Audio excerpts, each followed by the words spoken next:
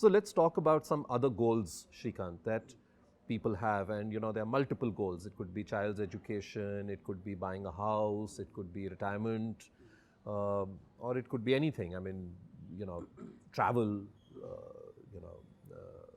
destination wedding for people. And, planners like you say that link your investment to your goals. So I want you to explain that. How does that work for an individual?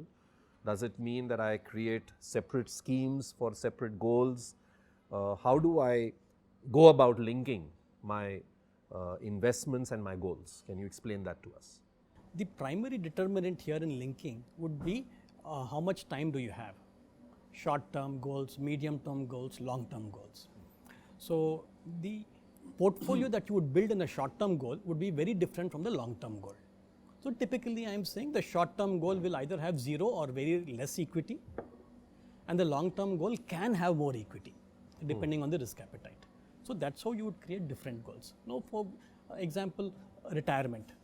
Okay, suppose retirement is 2 decades away. I can very well have an 80% equity in my portfolio, given that the mental makeup of the investor is up to it, okay, or even 100% equity. But suppose the child's education, the undergrad is coming up 3-4 years away, and I'm going to start building a portfolio now. It will have to be purely debt. You cannot take the risk of having equity, because equity could underperform in that period, okay, and you do not want to be left with a short goal. Okay. So depending on the time is the primary determinant. The short goal will have safe conservative portfolios, the long goal can have more aggressive portfolios. So for each you create that portfolio and link it, it becomes easy to monitor. This is my portfolio for retirement, this is my portfolio for kids education. Okay, then you track and do it. Monitoring is very, very important. So I had this instance a few years back, I remember very well since you asked me. I had this youngster who was just getting married, like his marriage was going to be a year or down the line, he was already engaged, and he says, Srikanth, I want to create a corpus for my honeymoon. I said, very good bhaiya, let's do it. So he says, I want to go abroad. I want to go to Switzerland and take my wife to Switzerland. I said, great, so let's start planning.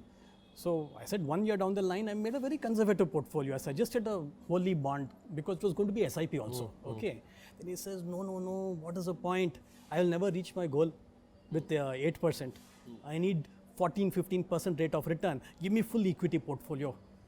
I said, Baba, I can give you a full equity portfolio, but don't blame me that instead of going to Switzerland, I have to take her to Mysore from Bangalore.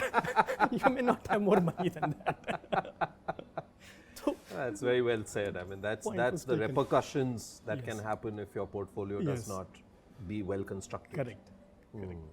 So what you're saying is that it's supposing I have 2 or 3 long-term goals, then I could maybe have one portfolio which is only for my long-term. Of 2-3 schemes maybe. If the goal is medium, so it's not necessary that if I have a retirement goal, I should be in one scheme, and if my child's higher education is also 20 years from now, I should be another scheme.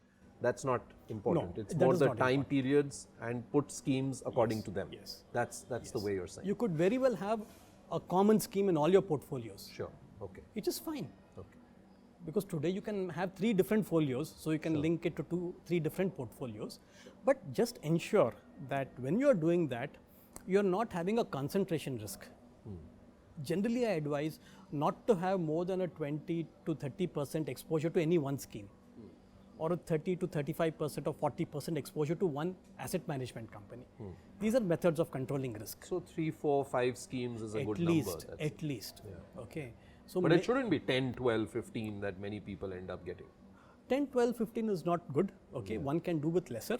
But suppose you have, for an example, I'll tell you cases, you may end up having 8 to 10 schemes. You want large cap, you want multi cap, you want mid cap, you want small cap. There are 4 equity categories. Okay. So at least 4 schemes there minimum. Then you have debt schemes. Yeah, as well. Then I have debt. Okay. So if I had only 1 or 2 schemes, okay, I had one credit scheme, for example, and I had one AAA scheme, for example, and one dynamic bond fund. 2 out of 3 could have underperformed if you look at the last 2-3 years history. Right. So at times we do need to allow for what we call optimum diversification. Right. not too much, I think. Not too less, not too much. Yes, yes. It's been a pleasure talking to you, Srikanth. Thank you very much for coming by and speaking to us. Thank you so much, Vivek. Thank you. Mutual fund investments are subject to market risks.